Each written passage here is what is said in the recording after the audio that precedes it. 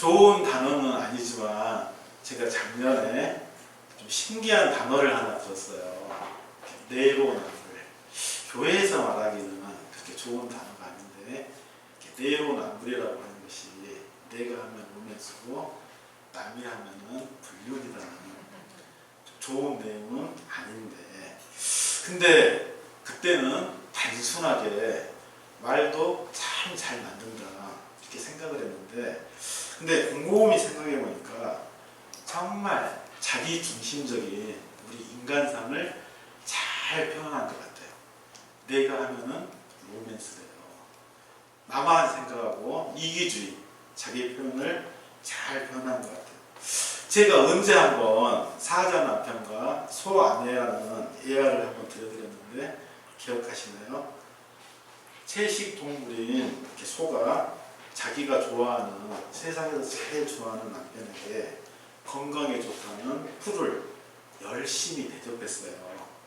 또 사자는 육식 동물이기 때문에 풀을 싫어하잖아요. 그런데도 소의 정성을 생각하면서 싫지만 웃으면서 풀을 이렇게 먹었어요. 먹는 척 한 거죠. 또 육식 동물인 사자도 자기는 고기를 좋아하지만 채식 동물인 소에게 고기를 이렇게 대접했어요. 고기를 대접했더니 소는 풀을 먹고 사는 채식 동물이잖아요. 그러니까 얼마나 싫었겠어요. 근데도 남편의 정성을 생각해서 괴로운 마음을 억누르고 이렇게 맛있게 이렇게 먹었어요. 하지만 이렇게 난 최선을 다했어 이렇게 자기 중심적으로 생각하는 소와 사자는 이렇게 문제가 하나가 있는데, 상대편을 전혀 고려하지 않고 자기의 중심적으로 이렇게 사랑을 했다는 의미심장한 이야기입니다.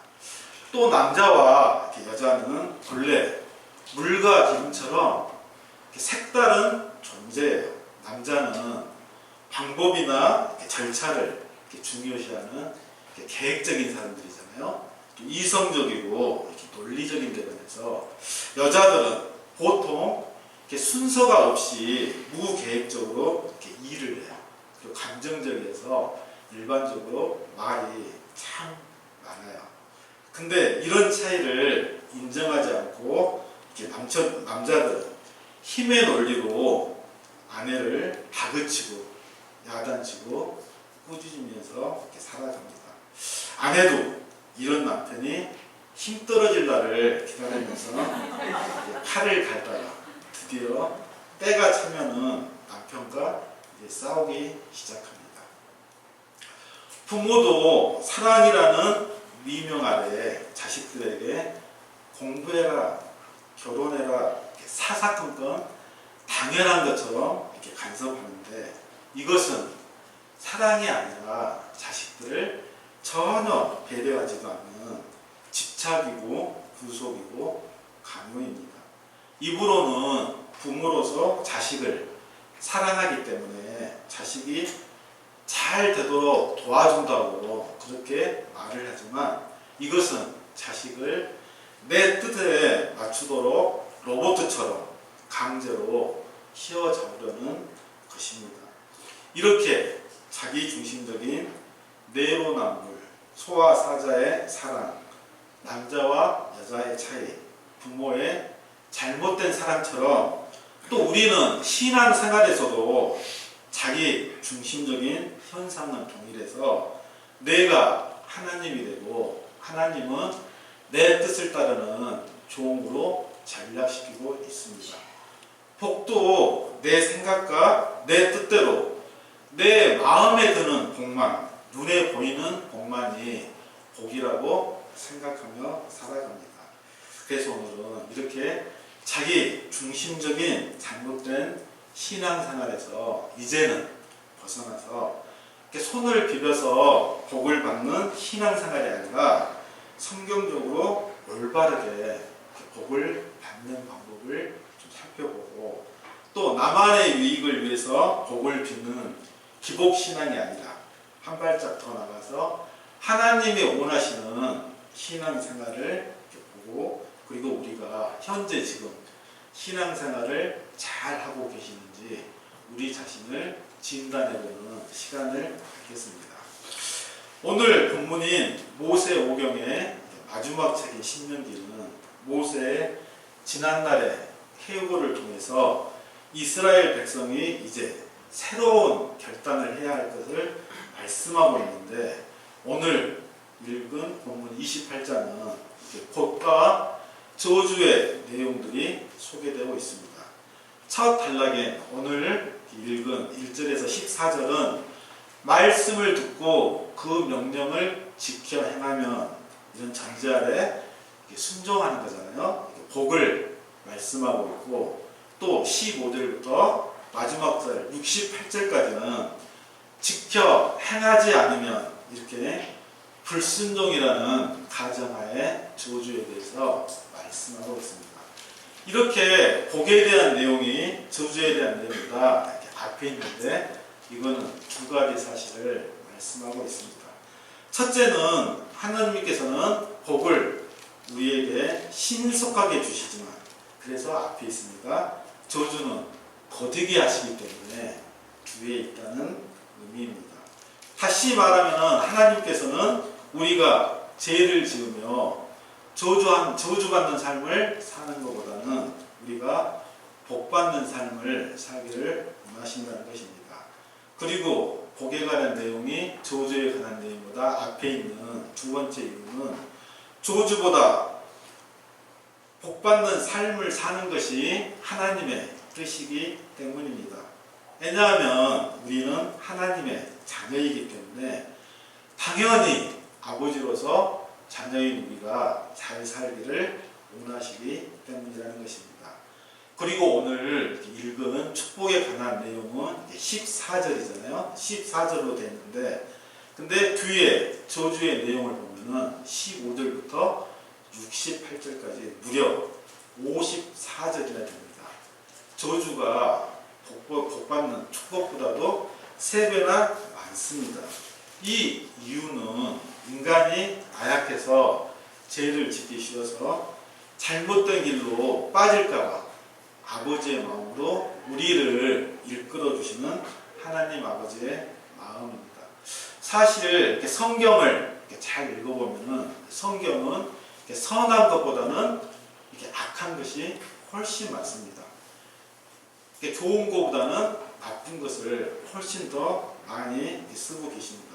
이 이유는 성경은 우리에게 잘한다 이렇게 칭찬하는 것보다는 우리가 잘못된 길로 가지 않도록 가르치기 위한 책이기 때문입니다. 그러면 이제 오늘 본문 중에서 전반부 1절에서 6절 말씀을 통해서 우리가 손을 비벼서 받는 복이 아니라 하나님이 원하시는 복을 받는 방법에 대해서 살펴보고자 합니다. 먼저 1절 함께 읽어보겠습니다. 1절입니다. 시작. 내가 여호와의 말씀을 선택하고 내가 오늘 내게 명령하는 그의 모든 명령을 실천하면 내 하나님 여호와께서 너를 세계 모든 민족 위에 뛰어나게 하실 것이라. 아멘. 오늘날 한국 교회는 눈에 보이는 복을 매우 중시하는 경향을 볼 수가 있는데, 이것은 우리 기독교 신앙이 예전부터 내려오는 샤머니즘, 무속신앙과 불교, 유교 같은 신앙과 결합해서 성장했기 때문입니다. 그래서 신앙의 본질은 하나님의 뜻을 따르는 신앙생활을 하는 것이 아니라 개인의 물질적 축복을 비는 기복 신앙으로 변질되었습니다. 이제는 이러한 물질적인 복만을 비는 기복 신앙에서 이제는 유턴해서 하나님이 원하시는 복을 받는 신앙생활을 하는 것이 이제는 시급히 요청되는 상황이라 할 수 있겠습니다. 그러면 복을 올바르게 받는 방법은 무엇일까? 오늘 아까 읽은 1절 말씀을 보면 먼저 하나님의 말씀을 들어야 한다는 것입니다. 이렇게 상가 듣고 이렇게 말씀하시는데, 이 상가 듣고의 원문을 보면은 경청하다는 뜻의 이렇게 샤마로 이렇게 반복적으로 쓰여 있습니다. 이렇게 반복적으로 쓰여 있기 때문에 이거를 직역하면은 듣고 또 듣는다 이런 내용입니다. 이렇게 샤마가 반복적으로 쓰여 있을 때는 주의해서 경청하다, 세밀하게 듣다 이런 관용적인 의미를 지니고 있는데, 그러므로 우리가 성경을 들을 때는 한 귀로 듣고 한 귀로 흘리는 것이 아니라 오직 하나님께 집중해서 들어야 되는데, 이렇게 듣는 이유는 우리가 들은 말씀을 우리가 실천하기 위함입니다. 두 번째, 복을 이렇게 올바르게 받는 방법은, 두 번째는 듣는 것을 실천해야 합니다. 이렇게 지켜 행하면 이렇게 말씀하시는데, 하나님 말씀에 순종함으로 실천하는 것을 의미합니다. 지켜 행하면. 복을 받는 전제 조건은 지켜 행한다는 순종이라는 의미입니다. 사실 우리 인간들의 구원 역사는 하나님의 절대적인 은총에 따라서 무조건적이고 하나님의 단독적인 역사이지만, 한편으로는 이 세상을 살아가는 우리 자신들의 행위에 책임을 져야 하는 것입니다. 또 하나님께서는 우리의 행위에 대해서 순종과 불순종에 따라 심판하신다는 것입니다.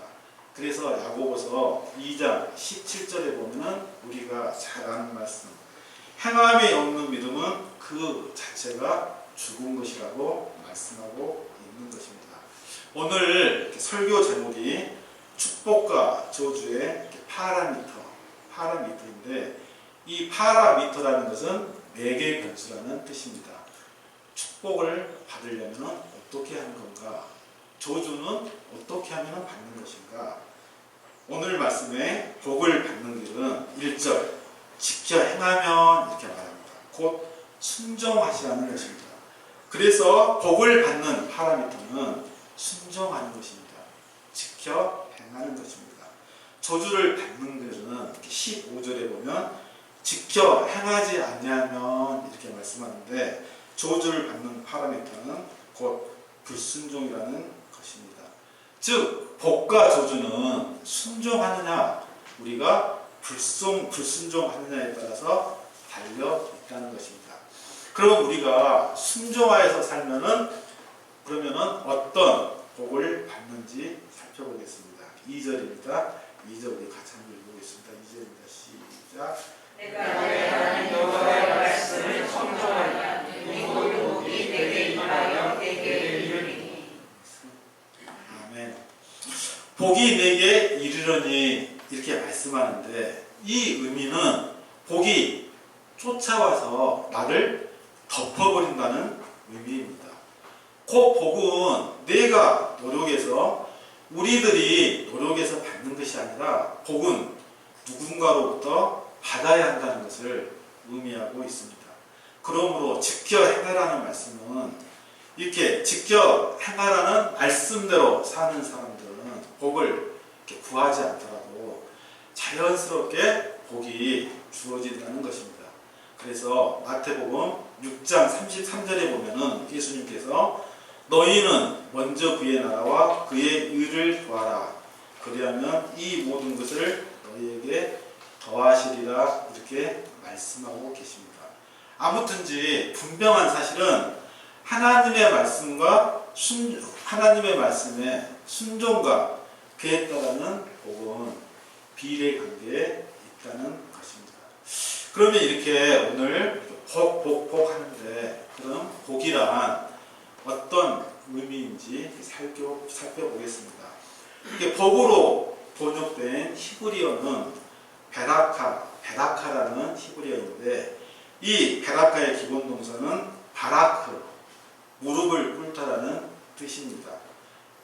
다시 말하면 이 바라크는 복의 기원을 말하고 있는데, 복은 위에서 하늘에서 오기 때문에 간절한 마음으로 위에 계신 하나님 앞에 무릎을 꿇는 상태에서 비롯된다는 것을 암시합니다. 그리고 성경을 이렇게 주의 깊게 살펴보면 복에는 두 가지 차원의 복이 있음을 알 수 있습니다. 하나는 세상에 주는 복으로 우리가 잘 알고 있듯이 물질적이고 일시적인 그런 원시적인 복입니다. 또 다른 하나의 복은 하나님이 주시는 복으로 영적이고 영원한 복이며 내세적인 복으로 차원이 높은 복입니다. 계시가 발전되어 있지 않는 구약 시대에는 복의 개념이 외형적이고 물질적인 측면만을 이렇게 강조되어 있는데, 어떻게 보면은 우리가 생각하는 복의 의미가 아직도 우리가 구약 시대에 머물러 있지 않나 이렇게 생각해 봅니다. 또 다른 차원의 복 하나는 하나님께서 주시는 영적이고 영원한 복인데, 하나님의 뜻이 완전히 계시된 신약 시대에는 이러한 복으로 변화되어 왔음을 우리가 알 수가 있습니다. 그런데 신구약 시대를 막론하고 복에 대한 성경적인 개념은 동일합니다. 참된 복은 우리들이 추구한다고 해서 얻어지는 것이 아니고 하나님으로부터 우리 인간에게 주어지는 것인데, 이것은 순종을 기반으로 해서 하나님과 우리 인간 사이에 올바른 관계에서부터 이 복이 비롯된다는 것입니다. 다시 말하면 이 복이라고 하는 것은 하나님께서 우리들에게 베푸시는 위익의 관계를 뛰어넘어서 요한복음 15장 5절에 포도나무 뷰에서처럼 하나님이 복의 근원이시고 하나님이 복 자체라는 말씀입니다. 그래서 우리가 말씀에 순종하는 것은 복을 받기 위해서 하는 수단이 아니라 하나님께서 복이 되어주신다는 당연한 우리의 의무입니다. 그러므로 우리가 오늘날 복 받는 것, 부귀영화, 장수, 이것만이 전부 복인 양 생각하고 물질적 축복만을 비는 삶에서 벗어나서 이제는 하나님께서 우리에게 원하시는 그런 복을 받는 신앙생활을 해야 됨을 믿습니다. 그러한 구체적인 복은 하나님의 뜻에 따라서 우리에게 주시기도 하고 또는 거두어 가시기도 하는데, 어떤 때는 우리에게 신앙의 유익함을 위해서 물질적인 궁핍이나 역경을 일부러 허락하시기도 하시는 것입니다. 그러므로 우리는 이제는 물질적이고 현세적인 축복, 곧 기복신앙은 하나님의 주권적인 뜻에 전적으로 맡기고 우리는 날마다 하나님과 올바른 관계를 맺는 신앙생활에 전력을 기울여야 할 것입니다. 다음은 7절에서 14절까지 우리가 지금 하나님이 주시는 복을 받고 있는 삶을 살고 있는지 진단해보는 시간을 갖겠습니다. 보통 우리는 나는 이렇게 신앙생활을 열심히 하는데 하나님이 주시는 복을 받고 있어 이렇게 생각하기가 쉬운데, 정말 그런 것인지 말씀을 통해서 살펴보겠습니다. 근데 하나 유념해야 할 것은 우리의 말, 세상적인 언어와 하나님 나라의 언어는 다르다는 것입니다. 우리가 흔히 세상 사람들한테 빗잔을 많이 받는 이유가, 교회에 다니는 사람들은 뭐든지 좋다고 그런다. 이것도 좋고 저것도 좋다. 그런다 빗잔을 많이 듣는데, 근데 정말 우리가 신앙생활을 하면서 이렇게 뒤돌아보면 모든 게 하나님의 은혜이기 때문에 당연하게 그냥 세상 사람들이 말하는 같은 말을 하는 것이 아니고 우리 신앙생활의 결과인 줄 믿습니다. 이 정도 살아보니까 정말 세상 사람들이 우리에게 세상의 삶이 우리에게 유익한지, 아니면 하나님을 따르는 삶이 유익한지 이제는 다 판단하시리라 믿습니다. 하나님이 주시는 복을 받고 있는 사람들을 보면, 첫째는 안전하고 평안한 삶을 살고 있습니다. 다시 말씀드리면 내 삶이 지금 안전하고 평안한 삶이 아니라면, 늘 내 삶이 불안하고 그냥 평안한 것이 아니라 불안하고 고통스럽다 그러면은, 그거는 내 입으로는 하나님께 복을 받는 삶을 살고 있다고 입으로는 말하지만 실질적으로는 그렇지 않다는 것입니다. 7절 한번 보겠습니다. 7절 한번 같이 읽겠습니다. 시작. 여호와께서 저주하기 위해 일어난 적군들을 내 앞에서 패하게 하시리라. 그들이 함께 너를 치러 들어왔으나 내 앞에서 일곱 길로 도망하리라. 아멘. 내 앞길에서, 내 앞에서 7길로 도망하리라, 이렇게 말씀하고 있는데, 히브리인들에게 7이라는 것은 완전수를 의미합니다. 그래서 적들이 나를 괴롭히는 것들, 나를 불안하게 하는 것들이 완전히 패배해서 도망한다는 뜻입니다. 그래서 하나님이 주시는 복을 받고 있는 사람들은 이렇게 불안한 것들이 완전히 없기 때문에 세상에 유업이 없는 안전하고 평안한 생활을 하고 있다는 것입니다. 여기에서 안전하고 평안한 삶은 세상 사람들이 말하는 쾌락적인 그런 찰나적인 것이 아니라 좁고 많음을 떠나서 하나님이 주시는 평안으로 매사에 두려움 없이 사는 것입니다. 그래서 잠언 17장 1절에 보면은 마른 떡 한 조각만 있어도 화목하는 것이 제육이 집에 가득하고로 다투는 것보다 나으리라, 이렇게 말씀합니다. 그래서 우리의 삶이 이렇게 평안하고 이렇게 기쁠 때만 이렇게 우리가 항상 감사하는 것이 아니라, 또 우리의 삶이 좀 고통스럽더라도 하나님께서 우리에게 어떤 뜻이 있다고 생각하기 때문에 그러한 삶도 감사하게 여기는 것입니다. 둘째, 하나님께서 주시는 복을 우리가 받고 살고 있다면 우리의 삶이 현재 물질적으로 풍족하게 되는 것입니다. 8절 우리 같이 읽어보겠습니다. 8절입니다. 시작. 여호와께서 명령하사 내 창고와 내 손으로 하는 모든 일에 복을 내리시고 내 하나님 여호와께서 내게 주시는 땅에서 내게 복을 주실 것이며. 아멘.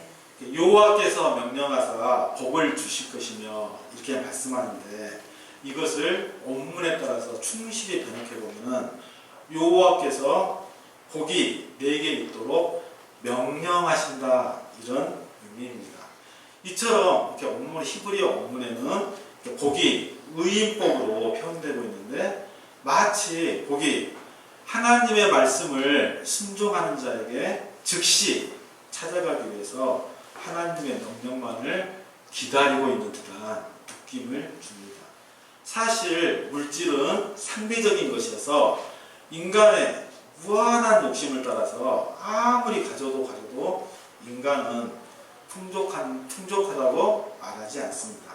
그래서 전도서 5장 10절에 보면 은을 사랑하는 사람은 은으로 만족하지 못한다.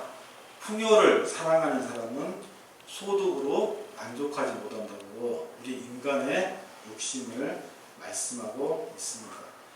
그래서 하나님 나라에서 풍족하다는 의미는 많이 가졌다는 것이 아니고, 세상적으로 부자라서 이렇게 물질적으로 풍족하다는 것이 아니고 가진 것에 만족하다는 의미입니다. 내가 가진 것에 불평하지 않고 감사하게 사는 사람에게 물질적으로 풍족해서 하나님께서는 찾아간다고 말씀하십니다.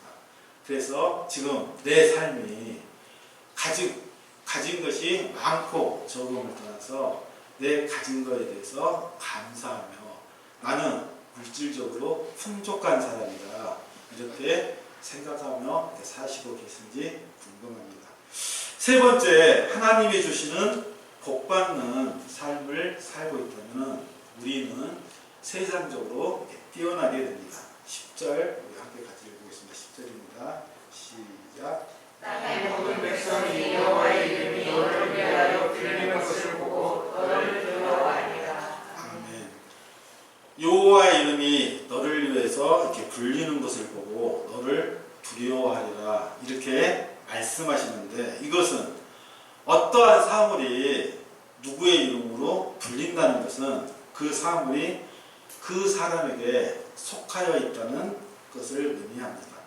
이렇게 하나님께서 하나님의 이름으로 이스라엘 백성을 부르겠다는 것은 자신의 소유로 우리를 하나님의 백성으로 인정하겠다는 의미입니다. 그래서 세상 사람들은, 이방 사람들은 하나님의 백성인 이스라엘 사람들, 우리들을 보고 두려워서 떨 수밖에 없는 것입니다. 그런데 여기서 뛰어나다는 것은 세상적으로 지위나 가치가 높다는 것이 아니라 우리가 하나님께 인정받고 있는 삶을 살고 있다는 것을 의미하는데, 이것은 하나님의 소유로서 하나님의 백성이기 때문에 우리가 세상적으로 뛰어났다고 할 수 있겠습니다. 저도 이제 어느덧 보니까 내년이면 벌써 환갑이더라고요. 어르신들한테는 좀 죄송한 얘기인데, 근데 한 이 정도 살아보니까 이제는 이렇게 삶에 대해서 약간은 조금은 알 것 같아요. 저도 직장 생활을 했던 사람이기 때문에 이렇게 물질적으로 이렇게 풍성하면은 그게 뛰어난 줄 알았어요. 세상적으로 아주 잘 나가는 줄 알았어요. 또 이렇게 지위가 올라가면은 대리에서 과장이 되고 과장에서 부장이 되면은 이렇게 명예가 올라가면은 정말 뛰어난 줄 알았어요. 근데 보니까 그게 이제 아닌 것 같아요. 한 이 정도만 살아봐도 세상적인 것은 별 의미가 없는 것 같아요. 그래서 제가 젊었을 때 제일 이해가 안 되는 말, 제일 중요한 것이 건강이다 그러시잖아요, 어른들이. 그게 무슨 말일까? 괜히 자기 돈 없으니까 건강이 중요하다고 그렇게 말하는가 보다 이렇게 생각했는데, 지금 제 유치만 하시다 보니까 건강이 제일 중요한 것 같아요. 그래서 정말 물질적으로 이렇게 풍족하다는 거, 그게 무슨 의미일까? 뛰어나다는 것이 무슨 의미일까? 그래서 아까 제가 말씀드렸듯이 세상 언어와 하나님의 언어는 다르다고 하는 것입니다. 그래서 잠언 18장 19절에 보면은 내 열매는 금이나 정금보다 나으며 내 소득은 순은보다 나으리라 이렇게 말씀하고 있는데, 정말 하나님 안에서 하나님께서 인정받고 있는 삶이 가장 명예나 지위가 높은 것보다 더 뛰어난 삶을 살고 있다고 믿습니다. 오늘 하나님께서 우리에게 지켜 행하라고 말씀하시는데, 그럼 하나님께서 우리에게 지켜 행하라는 목적이 무엇일까요? 그것은 너희들이 내 말을 듣지 않으면 고통을 받도록 저주하겠다, 이런 의도가 아니라 내게로 와서 축복된 삶을 살아라는 의도입니다. 이제 복과 저주의 파라미터, 순종과 불순종이 우리 앞에 놓여 있는데, 우리는 지켜 행할 것인지 아니면은 행하지 않을 것인지 선택의 갈림길에 놓여 있습니다. 바라기는 아담처럼 선악과를 선택해서 저주받는 삶이 아니라 예수 그리스도를 선택해서 복받는 삶을 살기를 주님의 이름으로 축원합니다. 하나님이 말씀하신 지켜 행하라는 말씀은 어떤 의미입니까? 그것은 우리의 힘으로 하나님의 말씀을 완전히 지키라는 것이 아닙니다. 우리 힘으로는, 우리는 나약한 인간이어서 힘이나 능력으로는 하나님의 말씀을 지킬 힘도 없고 능력도 없습니다. 그래서 하나님은 우리에게 복을 주시기 위해서 이 땅에 하나밖에 없는 독생자 예수 그리스도를 이 땅에 보내셨습니다. 그래서 우리는 할 수 없지만 예수 그리스도를 의지할 때 예수님의 도우심으로 하나님의 뜻대로 살 수가 있는 것입니다. 예수 그리스도를 의지하고 순종함으로 살아갈 때 내가 원하는 삶이 아닌 하나님이 원하시는 복된 삶을 살 수 있음을 믿으시고 오늘도 예수 그리스도만을 믿어서 이 땅에서 승리해서 하나님이 원하시는 그런 삶을 사시는 우리 모두가 되기를 주님의 이름으로 울린 자 자유케 새롭게 하시는 주 기뻐해 날 구원하신 주를 기뻐해 날 자유케 하셨네